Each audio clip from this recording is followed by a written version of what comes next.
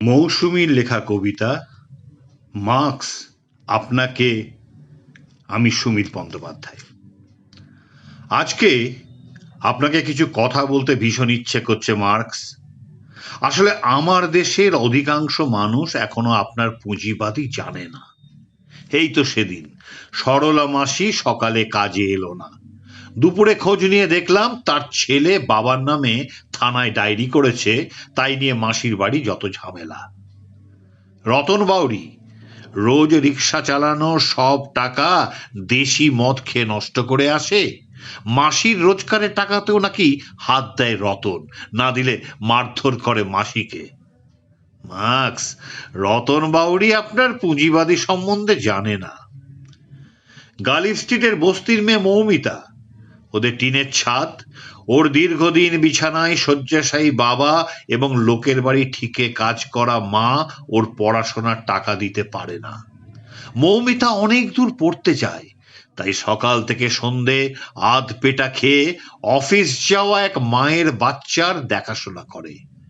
রাতে ক্লান্ত হয়ে বাড়ি ফিরে নিজের পড়ার বই নিয়ে বসে। মার্কস, মৌমিতার আপনার পুঁজিবাদী বুঝে কিছু হবে না। সত্যি মার্কস, আমার দেশের মানুষ এখনো আপনার পুঁজিবাদী জানে না। সেই সবিতা, ও নাকি নোংরা ভিডিও বানায় ঘরে, কানাঘুষো শুনেছি লোকের মুখে। সবিতার স্বামী সুদীপ একটা কারখানায় কাজ করত। 1 বছর আগে বন্ধ হয়, চটের মিল, তারপর কাজ যায় সুদীপের।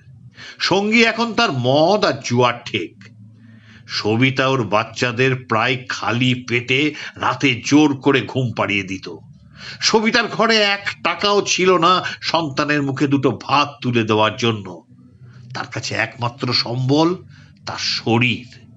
মার্কস, সবিতা আপনার পুঁজিবাদী জানে না, কিন্তু ও জানে এই সমাজে একটি হাত নেই যে ওর বাচ্চাদের মুখে একটু খাবার এনে দেবে, কিন্তু অজস্র হাত প্রস্তুত ওর শরীর ছোঁয়ার। এখন সবিতার বাচ্চারা রোজ পেট ভরে খায় ওদের মায়ের শরীরের বিনিময়। এমন অনেক গল্প আছে এই দেশের কোনায় কোনায়। মার্কস, এদের কারুর আপনার পুঁজিবাদী জেনে কিচ্ছু হবে না। যেখানে বেকারত্ব আর দারিদ্রতা রোজের সাথী, সেখানে আপনার পুঁজিবাদী সম্বন্ধে জেনে কি হবে? বছরের পর বছর 1 মে আসবে যাবে, কিন্তু আপনার পুঁজিবাদী এই সমাজের মানুষ বুঝবে না। মার্কস, আপনার পুঁজিবাদী এই দরিদ্র সমাজ বুঝবে না।